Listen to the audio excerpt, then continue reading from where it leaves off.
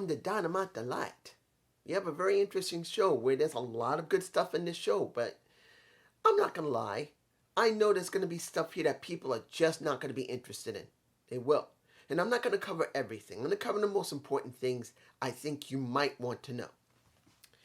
Now, being in Atlantic City, where I grew up a little bit of, was a nice thing. I mean, we already know they went to New Jersey, but I personally did grow up in Atlantic City at certain parts of the year when I was a kid.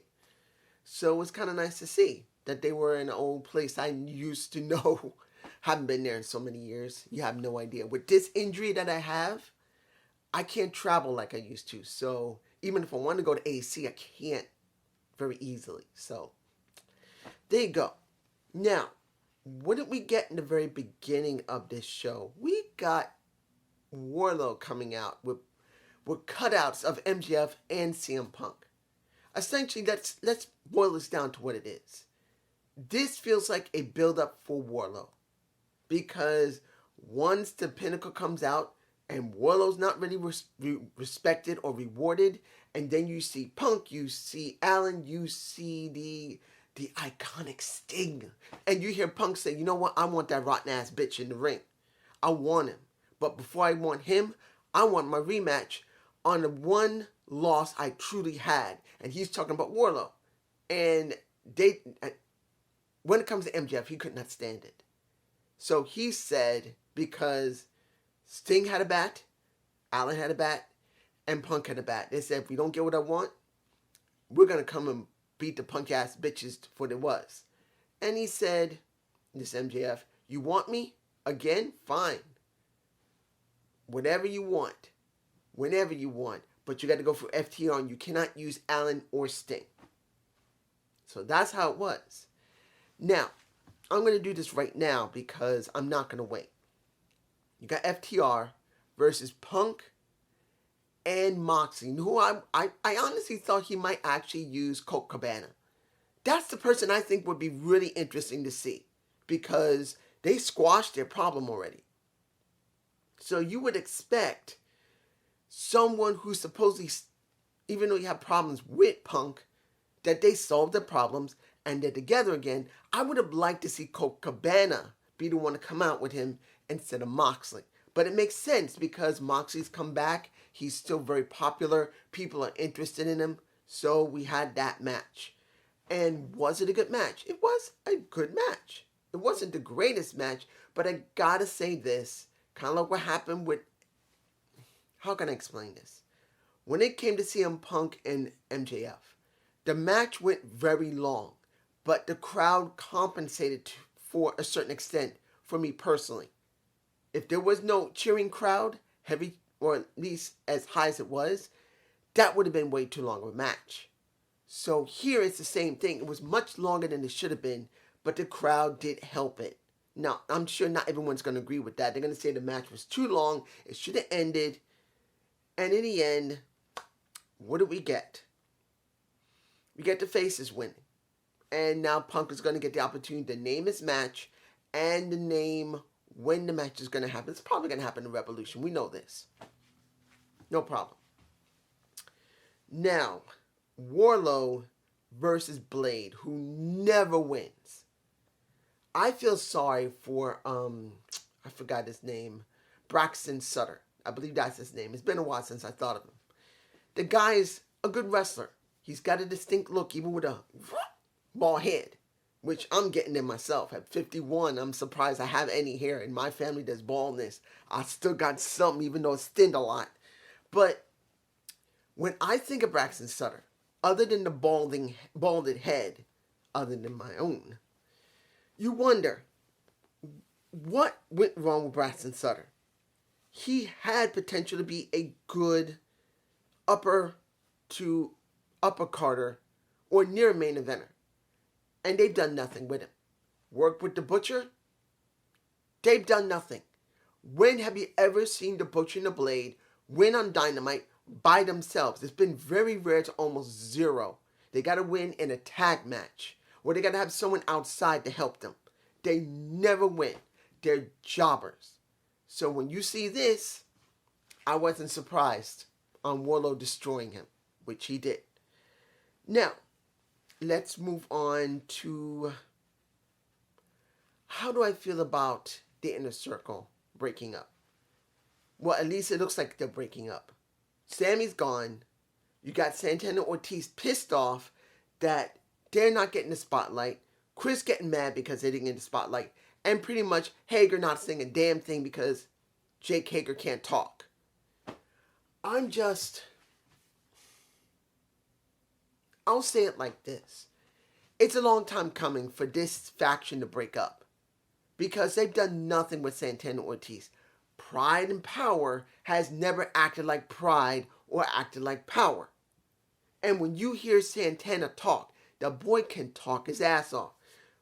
Ortiz can talk as well, but he's not like the greatest talker, but Santana between the two is way better.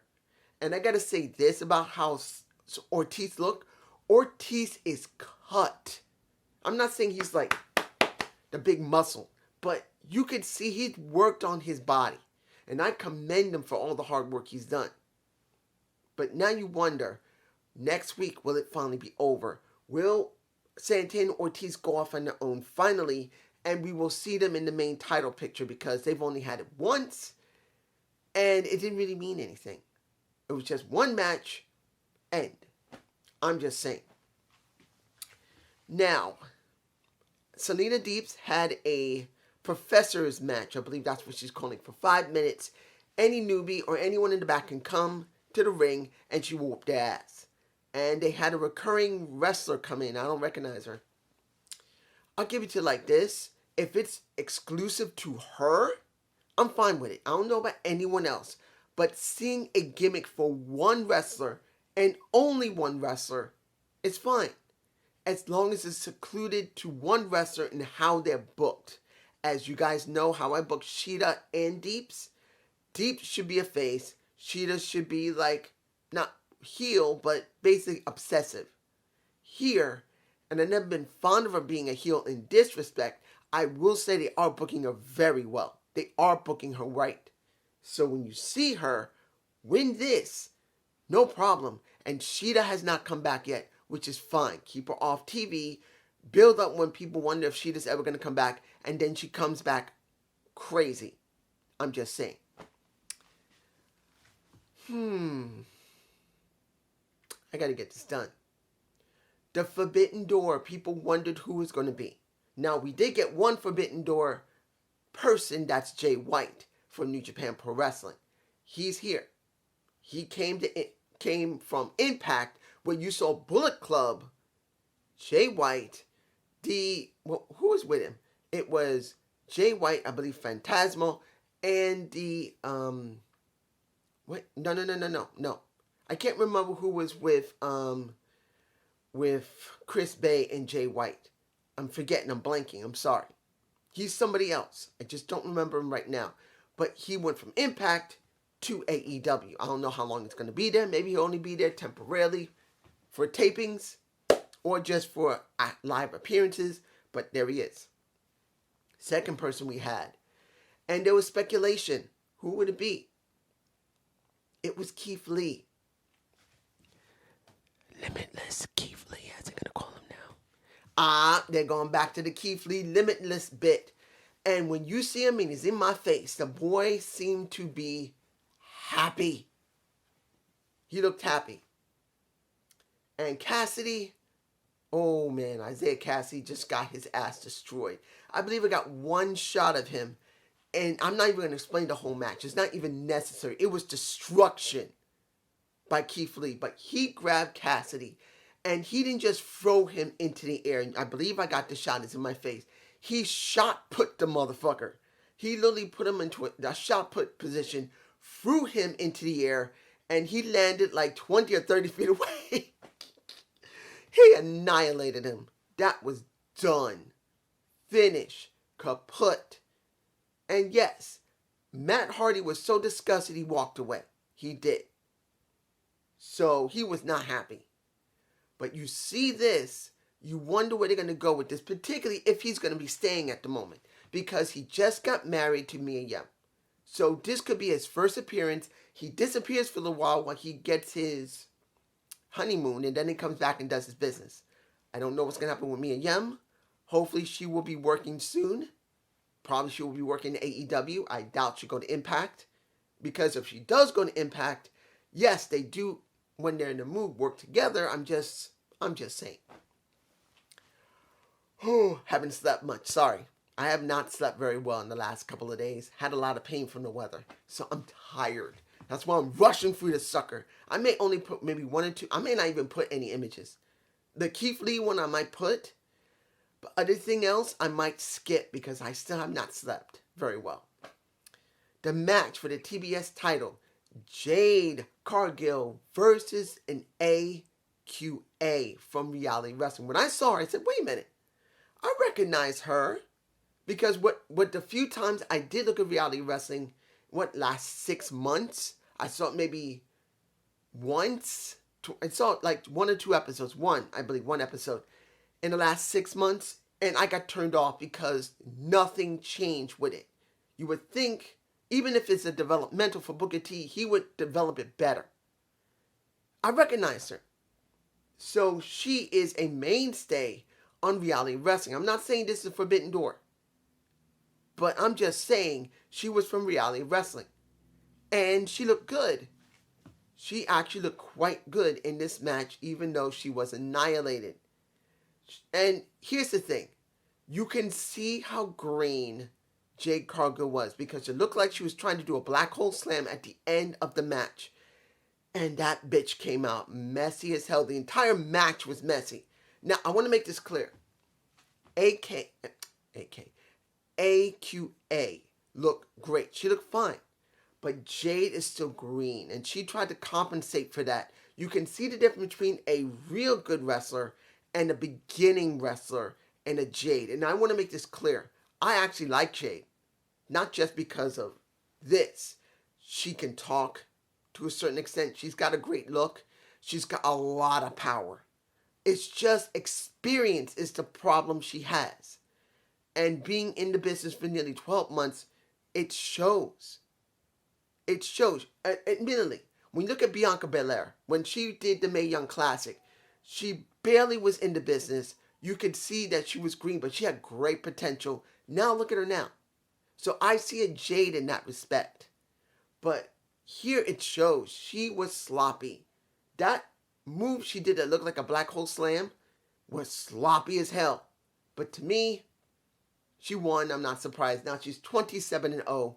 Who is the next person that's going to be fed to her? That's going to be the question. Let me see. What else am I forgetting here? I think I'm going to leave everything else. I know I could say something about Penta having a Penta's what is it? Ghoul mask. But I'm going to leave that to see what's going to happen when he deals with Malachi Black. You see, I'm kind of sleep deprived because I do feel tired. Final match. Archer versus Page. A Texas death match. Blood all over the place. Crimson Mask on the right side of Hangman Page. He was a mess. Was it a great match? It was good. But here's the problem. And it's not Adam Cole coming at the end of the match when Adam had won, put the title on his shoulder and said, I'm coming for you. No. It's Lance Archer. Lance has gotten nowhere. He had a shot at the TNT title. Nothing. He's had a shot at the world title now. Nothing. He's just for show, as they have booked him. And if anybody says he's perfectly fine, this won't hurt him, I'm sorry. There is a point where a guy, yes, gets built up well, but eventually you got to go follow through with it. He needs to win a damn title. He needs one. If he doesn't win a freaking title, what is the point of a Lance Archer just to be a monster that literally can't get the job done when it's time? And that's the problem I see with him. He's a great wrestler when it comes to certain situations. But here, he never gets anywhere. He's always losing. This thing moving? Sorry. Camera looked a little crooked. He's always losing, guys. Always. Not one time has he been able to clinch it. He was supposed to win against Cody. He never did. He was supposed to win against Moxley. He never did. He's supposed to win against Adam Page. And I understand they don't want to drop the title to him. And it looks good that he goes up against a bigger guy. It helps Adam Hangman Page. But it doesn't help Lance Archer. He's not getting anywhere. He floated for almost a year due to the pandemic. That's understandable. But sooner or later, you got to do something with this guy. He should win the TNT title. And I'm saying this now. As much as I like Sammy being in that position, he needs to lose that damn title, and Lance must get it now. In this year, he should go after that title and win it. If he goes after Sammy and he can't get the job done, it's a freaking joke. Flat out, a freaking joke. He must go after it now. He needs to go after it now. And he's got to do something. I'm just saying. I hope you enjoyed the Zane View. Please give me a comment below. I look tired. I know you guys got to be seeing me looking tired. I do got one thing I want to say, though. I want to say this. Right now, because I found a site. Hog. How can I say this not to sound like... Well, House of Glory finally released a video for their women's championship tournament. Now, I have an opportunity to be able to see it, and I'm considering reviewing it. Now, I don't know if I'm going to do it tomorrow. No, if I'm going to do NWA, I'll be doing that tomorrow, unless I'm going to do NWA and NWA USA. In other words, I'll do Power and USA together. I might do that. I don't know yet. But if I'm not going to do NWA tomorrow, maybe I will do the House of Glory pay-per-view. Do a review of it. It is from January 29th. Yeah, it's a couple of days old.